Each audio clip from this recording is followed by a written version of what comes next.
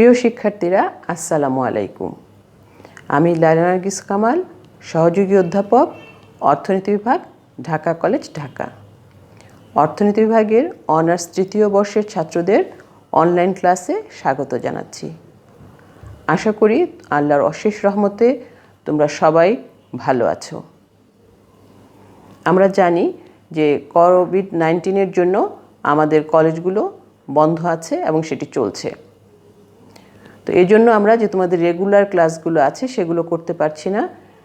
আমরা অধ্যক্ষ মহোদয়ের নির্দেশে তোমাদের জন্য অনলাইন ক্লাসের ব্যবস্থা করেছি এবং ইতিমধ্যে তোমরা অনেকগুলো ক্লাস করে ফেলেছো এবং আমি মনে করি যে এই ক্লাসগুলো থেকে তোমরা যথেষ্ট পরিমাণ উপকৃত হয়েছো। কলেজ বন্ধ হওয়ার আগে আমি তোমাদের পড়াচ্ছিলাম পাবলিক ফিনান্স।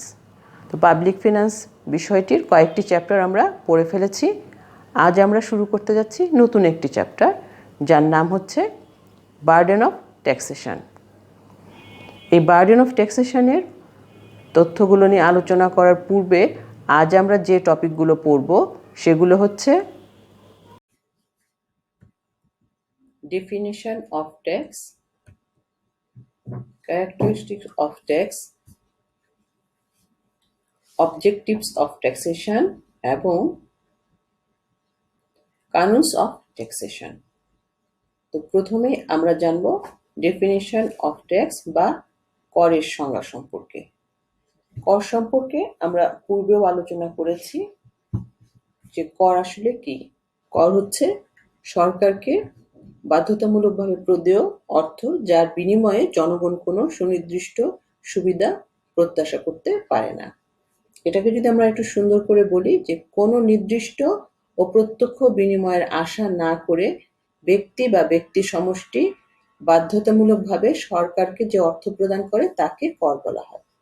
তাহলে আমরা কর বলতে কি বুঝলাম, যে আসলে কর জনগণের উপর সরকার আরোপ করে এবং যার উপর কর আরোপ করা হয় সেই ব্যক্তি বা ব্যক্তি সমষ্টি বাধ্যতামূলকভাবে সরকারকে সেটি দিতে বাধ্য হয় এবং এই কর দেওয়ার ফলে সেই ব্যক্তি সরকারের কাছ থেকে কোনো নির্দিষ্ট বা প্রত্যক্ষ বিনিময় প্রত্যাশা করতে পারে না।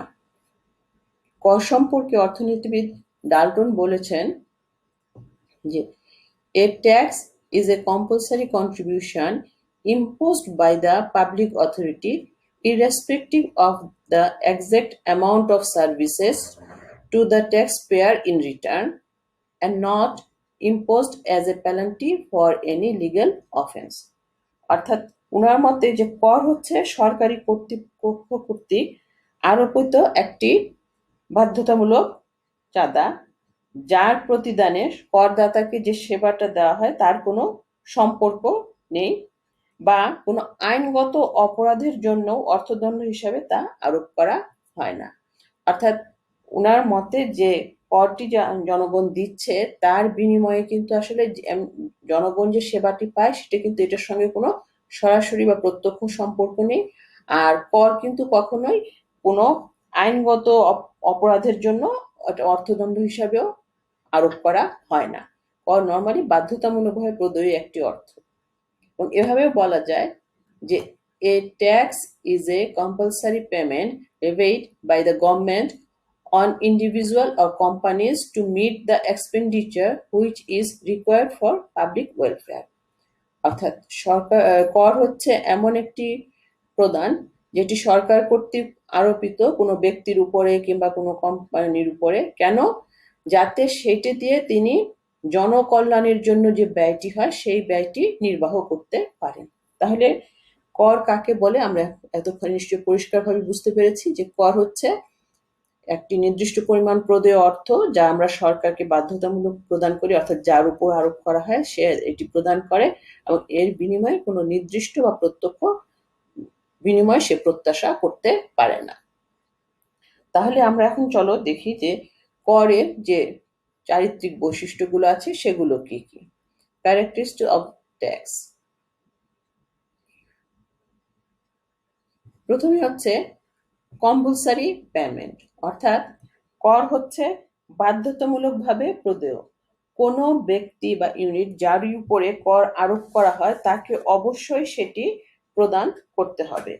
এখানে দেখা যায় যে এর বিনিময়ে সেই ব্যক্তি কোনো কিছু দাবি করতে পারে না। সরকার তার প্রয়োজনে ব্যক্তি, সংস্থা বা সম্প্রদায়ের একটি অংশের উপরে এটি আরোপ করতে পারে।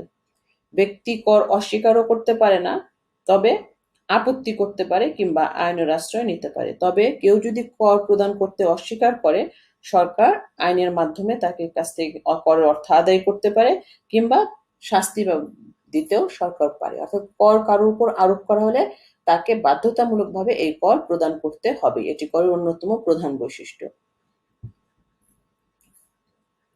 levied on person or property, কর কার উপরে আরোপ করা হয়?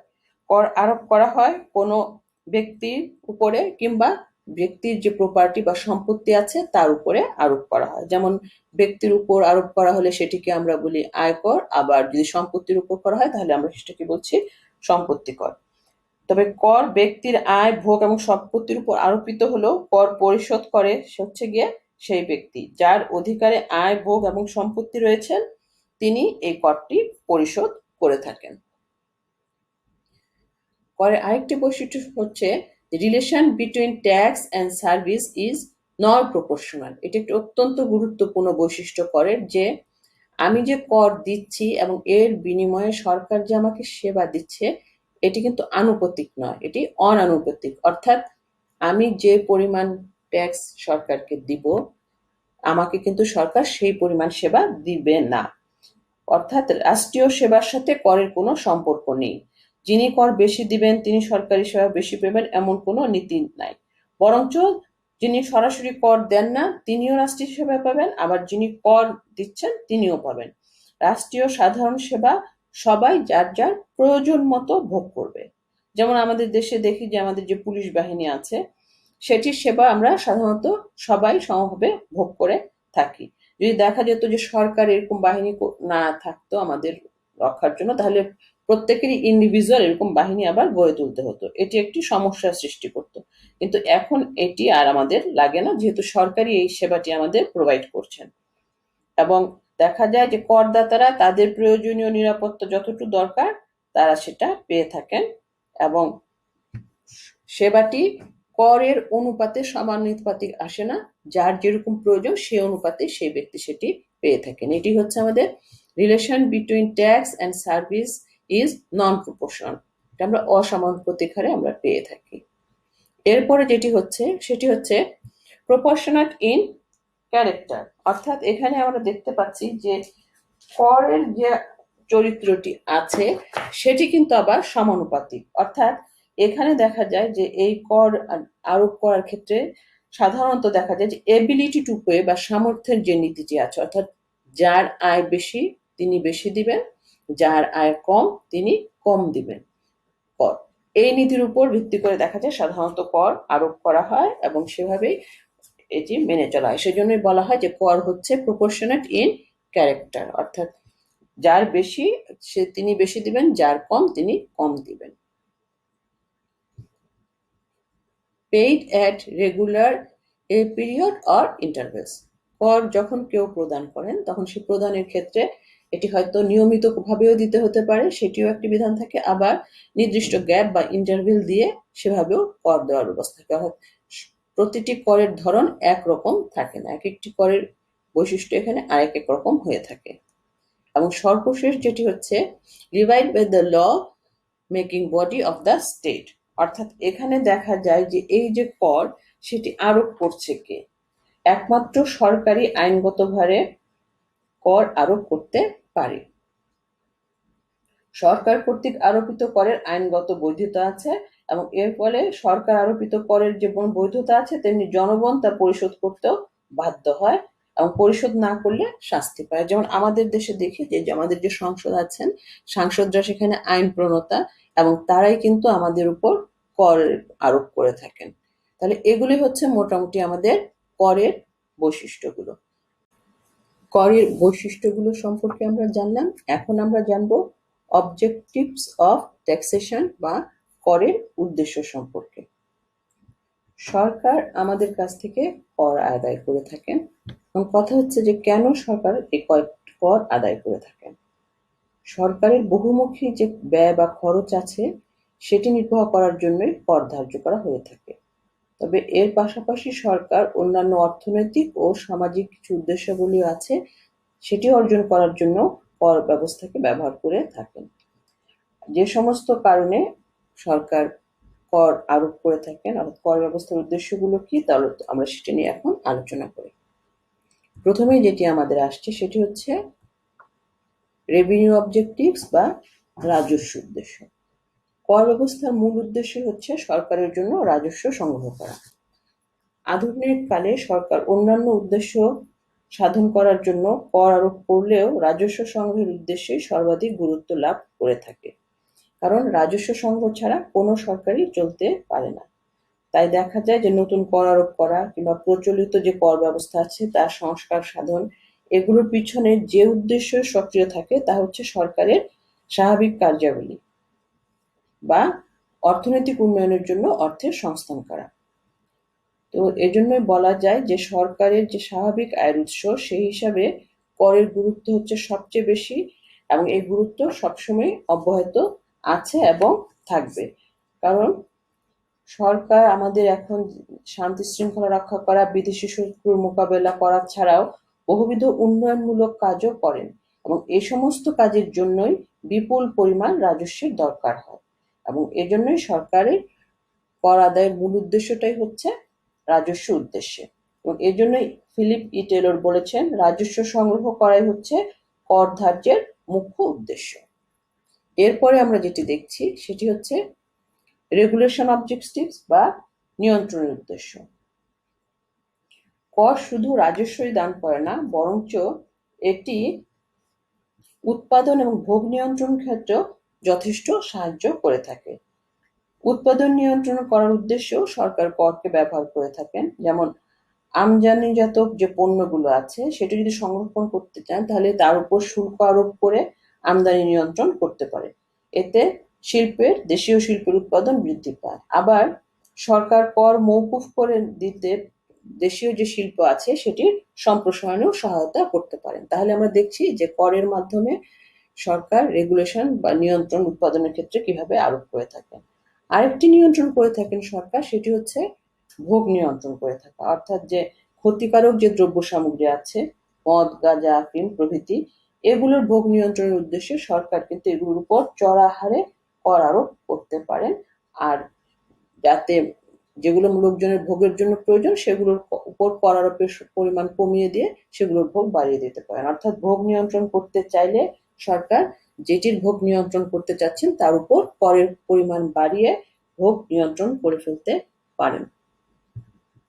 এরপরে আমরা দেখতে পাচ্ছি সেটি হচ্ছে রিডিস্ট্রিবিউশন অবজেক্টিভস, অর্থাৎ এটি হচ্ছে পুনঃবন্টনের উদ্দেশ্যে সরকার এই কর আরোপটি করে থাকেন। দেখা যাচ্ছে যে আমাদের সর্বত্রই আজকাল জনকল্যাণমূলক রাষ্ট্রের ধারণা বা কল্যাণমূলক রাষ্ট্রের ধারণা ক্রমান্বয়ে প্রসারিত হচ্ছে, এবং ধনতন্ত্র যে অর্থনীতি সেটিতে আয় বৈষম্য কিন্তু একটি প্রকট রূপ ধারণ করে আছে। এখানে ধনী আরো ধনী হয়ে যায় এবং দরিদ্র আরো দরিদ্র হয়, এবং এই যে আয় বৈষম্য তা কিন্তু আমাদের অর্থনৈতিক এবং সামাজিক জীবনে বিরূপ প্রতিক্রিয়া সৃষ্টি করে, এবং এর ফলে বিভিন্ন ধরনের অস্থিতিশীলতা সৃষ্টি হয়ে থাকে। এই অবস্থা দূর করার জন্য কিন্তু সরকার কর আরোপ করে থাকেন।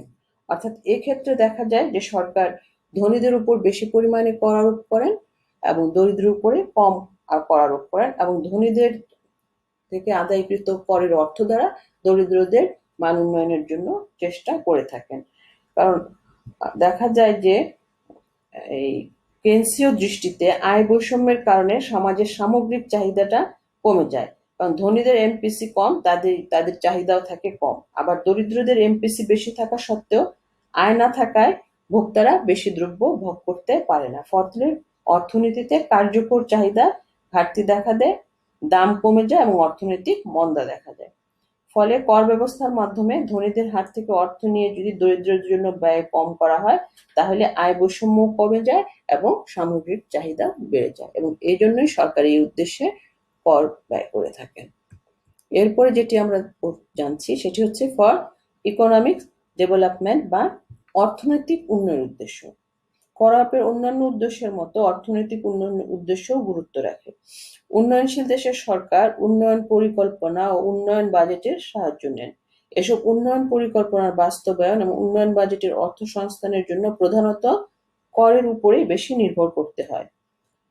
অনেক সময় দেখা যায় যে করের মাধ্যমে প্রয়োজনীয় যদি অর্থ সংগ্রহ করতে না পারেন তাহলে হয়তো মুদ্রা সৃষ্টি বা বৈদেশিক সাহায্য গ্রহণ করেন, তবে এই উৎসগুলো সবসময় ভালো ফলাফল নিয়ে আসে না। উচ্চ উন্নয়ন হার অর্জনে আভ্যন্তরীণ সম্পদ খুবই গুরুত্ব রাখে, যার বড় উৎস হচ্ছে আমাদের কর রাজস্ব। এছাড়া সরকার জনগণের সঞ্চয় বৃদ্ধির জন্য কর ব্যবস্থা সাহায্য নিয়ে থাকেন।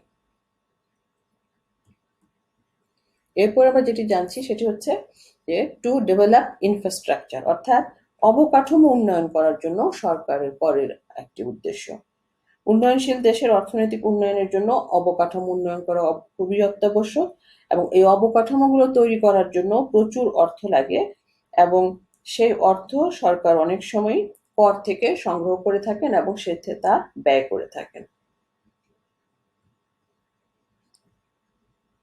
এরপর যেটি হচ্ছে আমাদের প্রমোশন অফ ক্যাপিটাল ফরমেশন বা মূলধন গঠন করা। করের এটিও একটি গুরুত্বপূর্ণ উদ্দেশ্য। উন্নত এবং অনুন্নত দেশে করের মুখ্য উদ্দেশ্য হলো সঞ্চয়কে বিনিয়োগ তহবিলে রূপান্তর করা, এবং সঞ্চিত অর্থের উপর কর আরোপিত হলে তা বিনিয়োগে রূপান্তরিত হবে, এই প্রত্যাশায় সরকার এখানে এই লক্ষ্যটি নির্ধারণ করে থাকেন। এরপরে হচ্ছে to control of business cycle বা বাণিজ্য চক্র প্রতিরোধ করা। বাণিজ্য চক্র প্রতিরোধ করার জন্য সরকার কিন্তু করে থাকেন। বাণিজ্য চক্রের গতি প্রতিরোধ করার জন্য সরকার চক্র বিরোধী কর ধার্য করে থাকেন, অর্থাৎ মুদ্রাস্ফীতির সময় সরকার করের হার বৃদ্ধি করে দেন। এর ফলে মানুষের ক্রয় ক্ষমতা ও সেই সাথে ভোগের চাহিদা কমে যায়, এবং যার ফলে মুদ্রাস্ফীতির চাপ হ্রাস পায়। আবার ব্যয়ের পরিমাণ কোনো কারণে কমে গেলে অর্থনীতিতে মন্দা দেখা দেয়, তখন সরকার করের হার কমিয়ে উৎপাদন ও ভোগ বৃদ্ধির চেষ্টা করে। এভাবে চক্রবিরোধী কর নীতির সাহায্যে সরকার অর্থনীতিতে স্থিতিশীলতা অর্জনের চেষ্টা করে থাকেন। এরপরে আমরা যেটি দেখছি সেটি হচ্ছে টু অ্যাচিভ ফুল এমপ্লয়মেন্ট বা পূর্ণ কর্মসংস্থান বা পূর্ণ নিয়োগ অর্জন করার জন্য। আমরা জানি যে আসলে উন্নয়নশীল যে দেশগুলো আছে সেখানে কিন্তু প্রচুর অব্যবহৃত সম্পদ থেকে যায়, এবং আমরা এটাও জানি যে মানব সম্পদ যদি ব্যবহার করতে না পারি তাহলে কিন্তু অর্থনীতিতে উচ্চ বেকারত্ব এবং অস্থিতিশীল যে অবস্থা সেটি বিদ্যমান থাকে।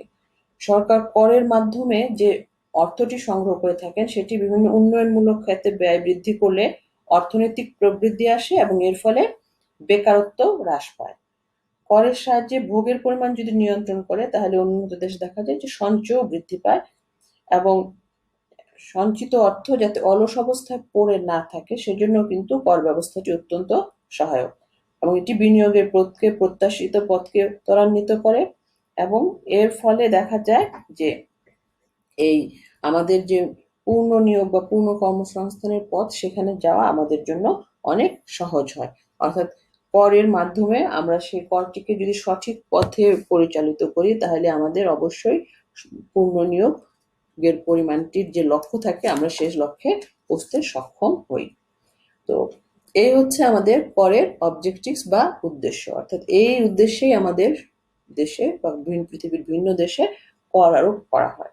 এখন কথা হচ্ছে যে এই যে আমাদের উপর যে কর আরোপ করা হচ্ছে যার প্রধান উদ্দেশ্য হচ্ছে আমরা বলেছিলাম যে রাজস্ব সংগ্রহ করা, কিন্তু এই রাজস্ব সংগ্রহ করার জন্য সরকার যে কর ধার্য করবে সেটি কিভাবে করবে? সরকার কি তার খেয়াল খুশি মতো কর ধার্য করতে পারে? না, পারেন না। কারণ আসলে আমরা জানি যে কর বা ট্যাক্স হচ্ছে এক ধরনের বোঝা, কারণ যার উপরে কর ধার্য করা হয় তাকে এই বোঝা বহন করতে হয়। এখন যদি আরোপিত করের বোঝা অত্যন্ত বেশি হয় তাহলে করদাতার পক্ষে সেটি বহন করা আর সম্ভব হয় না, এবং অর্থনীতিতে এর কিছু বিরূপ প্রতিক্রিয়া দেখা দেয়, যার ফলে করের মূল যে উদ্দেশ্য থাকে সেটি ব্যাহত হয়ে যায়। সুতরাং দেখবো আমরা যে এই কর আরোপ করতে গিয়ে সরকার কিছু কানুন বা নিয়ম ফলো করে থাকে যাকে বলা হয় কানুনস অফ ট্যাক্সেশন। তা আমরা এখন সেই কানুনস অফ ট্যাক্সেশন সম্পর্কে জানবো। আমাদের প্রখ্যাত অর্থনীতিবিদ অ্যাডাম স্মিথ উনি কর আরোপে করতে গিয়ে যে কিভাবে কর আরোপ করতে হবে সেই ব্যাপারে কিছু কথা বলেছেন এবং উনি করের কানুন সম্পর্কে কথা বলেছেন সর্বপ্রথম। স্মিথের আলোচনার মূল উদ্দেশ্য ছিল যে অর্থনীতির উৎপাদন ক্ষমতা কিভাবে বৃদ্ধি পাবে এবং এর ফলে অর্থনৈতিক প্রবৃদ্ধির হার বৃদ্ধি পাবে তার শর্তাবলী স্পষ্ট করে তোলা। এবং উনার মতে ব্যক্তিগত খাত সরকারি খাত অপেক্ষা দক্ষতর এবং এই জন্য অর্থনৈতিক বিকাশের মৌলিক দায়িত্ব ব্যক্তিগত খাতের কাঁধে ন্যস্ত থাকা উচিত। ব্যক্তিগত খাত যাতে এই মৌলিক দায়িত্ব সুষ্ঠুভাবে পালন করতে পারে সেই জন্য ব্যক্তিগত খাতকে ওনার মতে যতদূর সম্ভব স্বাধীনভাবে কাজ করতে দেওয়া উচিত। সুতরাং কর ব্যবস্থা উদ্দেশ্য হওয়া উচিত ব্যক্তিগত খাতে ন্যূনতম হস্তক্ষেপ। তবে এর সঙ্গে আরো দুটি বিষয় আমাদের মনে রাখতে হবে, সেটি হচ্ছে যে সরকারের স্বাভাবিক কার্যবিধির ব্যয় নির্বাহের জন্য পর্যাপ্ত রাজস্ব সংগ্রহ করা এবং করভারের সমতা ভিত্তিক বন্টন। এই বিষয়গুলো মাথায় রেখে অ্যাডাম স্মিথ কিন্তু ওনার কানুনগুলো আলোচনা করেছেন। তো অ্যাডাম স্মিথ করের কানুন 4টি কানুনের কথা উল্লেখ করেছেন। সেগুলো হচ্ছে canons of equality, canons of certainty, canons of convenience এবং কানুনস অফ ইকোনমি। আমরা এখন এগুলো একটি একটি করে আলোচনা করব। আমাদের সর্বপ্রথম যেটি রয়েছে সেটি হচ্ছে কানুনস অফ ইকুয়ালিটি বা সমতার কানুন। সমতার নীতি করভার সমভাবে বন্টনের নীতি। কোনো কোনো বিশেষ সময়ে সমাজে যে ধরনের আয় বন্টন কাম্য বলে ধারণা করা হয় কর ব্যবস্থা তার সঙ্গে সামঞ্জস্যপূর্ণ হওয়া প্রয়োজন। স্মিথের মতে রাষ্ট্রের প্রত্যেক নাগরিক তার সামর্থ্য অনুযায়ী কর প্রদান করবে। রাষ্ট্রের নিরাপদ আশ্রয় থেকে যে ব্যক্তি যেরূপ আয় ভোগ করবে সে সেই অনুপাতে কর প্রদান করবে। এই কানুন পালন করা না করার মধ্যে নিহিত রয়েছে কর বা বন্টনের সমতা স্থাপন বা অস্থাপনের প্রশ্ন। সমতার কানুন অনুযায়ী কর প্রদানের জন্য করদাতাকে যে ত্যাগ স্বীকার করতে হয় তা যেন সকলের ক্ষেত্রে সমান হয়। অর্থাৎ এটা বলতে এই বোঝানো হয় যে প্রত্যেক প্রদেয় ব্যক্তির করের পরিমাণ প্রত্যেক ব্যক্তির ক্ষেত্রে সমান হবে, তা নয়। এটা হচ্ছে যে ধনীর উপর অধিক পরিমাণ এবং দরিদ্রের উপর কম পরিমাণে কর করা হলেই এই সূত্রটি পালিত হবে। অর্থাৎ যে বেশি আছে সে বেশি কর দিবে, যার কম আছে সে কম কর দিবে এবং এর ফলে দেখা যায় যে করের যে সমতা, ত্যাগের যে সমতা, সেই সমতাটি সম্পূর্ণভাবে অর্জিত হয়ে যাবে। এরপরে যিনি কানুনটির কথা বলা হয়েছে সেটা হচ্ছে আমাদের কানুন অফ সার্টেনিটি বা নিশ্চয়তার কানুন। কর স্বেচ্ছাচারী না হয়ে সুনিশ্চিত হওয়া উচিত। করদানের সময় ও করের পরিমাণ করদাতা ও সরকারের নিকট স্পষ্ট ও সহজ হওয়া বাঞ্ছনীয়। অর্থাৎ করদাতা বছরের যে কর দিবে তার সঠিক পরিমাণ সম্পর্কে আগে থেকেই তাকে জানতে হবে। এর ফলে তার পক্ষে কর দেওয়ার পর তার আয় ব্যয়ের মধ্যে প্রয়োজনীয় সামঞ্জস্য বিধান করা সম্ভব হবে। আবার কর থেকে যে রাজস্ব পাওয়া যাবে সে সম্পর্কেও সরকারের নিশ্চিত ধারণা থাকবে এবং এর ফলে তার বাজেট তৈরি করা অনেক সহজ হবে। অর্থাৎ এর মাধ্যমে বলা হয় যে আমি কিভাবে করটি দিব, কখন দিব, কত পরিমাণ দিব সেই সম্পর্কে আমার পূর্বেই জানা থাকবে এবং যার ফলে আমার কর দিতে সহজ হবে এবং সরকারও জানবে যে এই কর থেকে এই বছর তার কত টাকা আয় হবে এবং ফলশ্রুতিতে তার বাজেট তৈরি করতে সুবিধা হবে। এরপর যে নিয়মটি বলেছেন স্মিথ সেটি হচ্ছে কানুন অফ কনভিনিয়েন্স অর্থাৎ সুবিধার কানুন। কর জনগণের কাছ থেকে এমন ভাবে আদায় করতে হবে যাতে তাদের কোনো অসুবিধা না হয়। অ্যাডাম স্মিথ বলেছেন এই প্রসঙ্গে যে প্রত্যেক কর এমন সময়ে বা এমন ভাবে ধার্য করতে হবে যেন উহা করদাতার পক্ষে যথেষ্ট সুবিধাজনক হয়। এটি একটি বাস্তব সত্য কথা যে কর আদায়ের উদ্দেশ্যে আমি যদি ধার্য করি তাহলে আমাকে যারা কর দিবে তাদের সুবিধা মতোই সেটি ধার্য করতে হবে। অর্থাৎ আমাদের মতো যদি কৃষি প্রধান দেশ হয় তাহলে কৃষকদের জন্য কর আদায়ের সেই সময়টি ধার্য করা উচিত যখন কিনা তাদের ফসল উঠে এবং যদি এই সময় এরকম ভাবে ধার্য করা না হয় তাহলে দেখবে যে তারা কর দিতে সমর্থ হবে না। সুতরাং করের যে মূল উদ্দেশ্য সেটি ব্যাহত হয়ে যাবে। এরপরে যে কথাটি বলা হয়েছে সেটি হচ্ছে কানুনস অফ ইকোনমি বা মিতব্যয়িতার কানুন। এটি হচ্ছে যে আমি কর আদায় করতে যাচ্ছি এবং কর আদায় করতে গিয়ে দেখা গেল আমি যত টাকার কর আদায় করতে যাচ্ছি তার চেয়ে বেশি আমার খরচ হয়ে যাচ্ছে। এই ধরনের কর আরোপ করতে না করা হয়েছে। অর্থাৎ কর আরোপ করে কর আদায় করতে গিয়ে যাতে আমরা কম খরচে সেটি আদায় করতে পারি সেই দিকে নজর দেওয়ার কথা বলা হয়েছে। অ্যাডাম স্মিথ এই প্রসঙ্গে বলেছেন, প্রত্যেকটি কর এমনভাবে ধার্য করা উচিত যেন জনগণের কাছ থেকে যথাসম্ভব কম পরিমাণে নেওয়া হয় এবং কোষাগারে যে রাজস্ব আসে তারপরেও তাদের হাতে উদ্বৃত্ত থাকে। অর্থাৎ সরকারের কর আদায়ের দক্ষতার উপরেই কিন্তু আসলে এই যে মিতব্যয়িতার কানুনটি আছে তার কার্যকারিতা নির্ভর করে। এখন আমরা যদি এই অ্যাডাম স্মিথের কানুনগুলো পরীক্ষা করি বা দেখি, সেখানে আমরা বুঝতে পারি যে তার প্রথম যে কানুনটি ছিল, কানুনস অফ ইকুয়ালিটি, সেটি কর ধার্যের নীতি নিয়ে আলোচনা করে এবং কর আরোপের ক্ষেত্রে সামর্থ্য বা সমতার যে নীতিটি আছে সেটি খুবই গুরুত্বপূর্ণ। তিনি অবশ্য শুধু ন্যায় নীতির ভিত্তিতেই সামর্থ্য ও সমতার কানুনের দান করেছেন এটি। এবং আমরা এরপরে দেখেছি যে অ্যাডাম স্মিথ আরো বলেছেন যে কর আদায়ে খরচ কম হওয়া উচিত, কিন্তু কোনো কর মিতব্যয়ী হলেও অন্য দিক দিয়ে সেটা যেন ক্ষতিকর না হয় সেটিও দেখা দরকার। যেমন অত্যন্ত চড়া হারে কর ধার্য, আয়কর ব্যয়কর খুব অল্প করে আদায় করা যায় বটে, কিন্তু বৃহত্তর জাতীয় স্বার্থে তা মিতব্যয়ী হতে পারে না, কারণ তার ফলে জাতীয় আয় কমে যায়। তাই মিতব্যয়ী কারণের সাথে ন্যায় নীতির প্রশ্ন বিবেচনা করা দরকার। এই কারণগুলোর কারণে দেখা যায় যে অ্যাডাম স্মিথ যে আমাদের কানুনগুলোর কথা বলেছিলেন সেই কানুনগুলোকে পরবর্তীকালের অর্থনীতিবিদরা পর্যাপ্ত বলে মনে করেননি এবং তারা আরো কয়েকটি কানুনের কথা বলেছেন। চলো আমরা এখন সেই কানুনগুলো সম্পর্কে জানি। মডার্ন ইকোনমিস্ট কানুন অফ ট্যাক্সেশন, কানুন অফ প্রোডাক্টিভিটি, কানুন অফ ইলাস্টিসিটি, কানুন অফ সিম্পলিসিটি, কানুন অফ ফ্লেক্সিবিলিটি, কানুন অফ ডাইভার্সিটি এবং কানুন অফ সোশ্যাল অবজেক্টিভস। এগুলি হচ্ছে আমাদের আধুনিক কালের অর্থনীতিবিদদের দেওয়া আরো কানুনের কয়েকটি ধারা। প্রথমটি হচ্ছে আমাদের প্রোডাক্টিভিটি, কানুন অফ প্রোডাক্টিভিটি অর্থাৎ উৎপাদনশীলতার কানুন।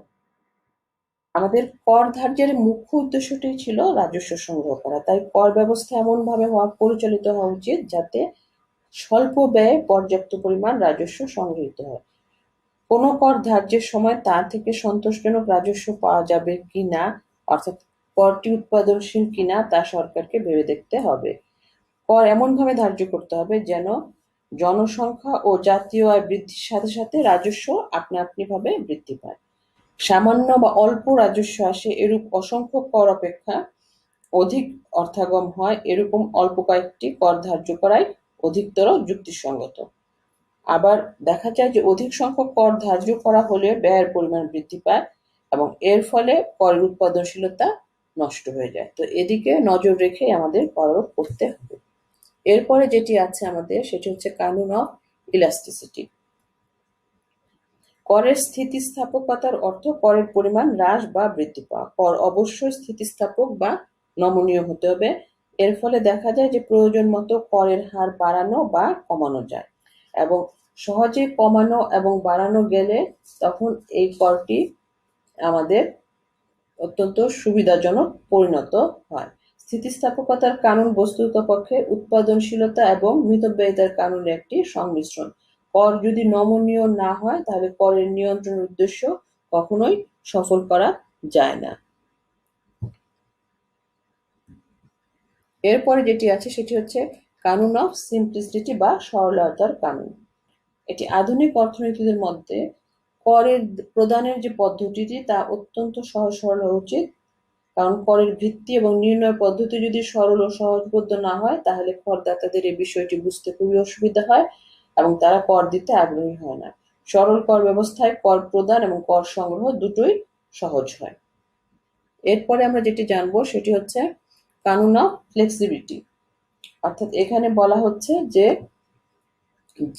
আমরা যে করটি দিচ্ছি সেটি হচ্ছে নমনীয় ধরনের হতে হবে, অর্থাৎ অর্থনৈতিক অবস্থার পরিবর্তনের সঙ্গে সঙ্গে এবং সরকারি আয়ের প্রয়োজন অনুযায়ী বিলম্ব না করে কর কাঠামো পরিবর্তন করা সম্ভব হবে। অর্থাৎ কর হার এবং পরিধি যেটি আছে সেটি দ্রুত পরিবর্তন করা সম্ভব হবে।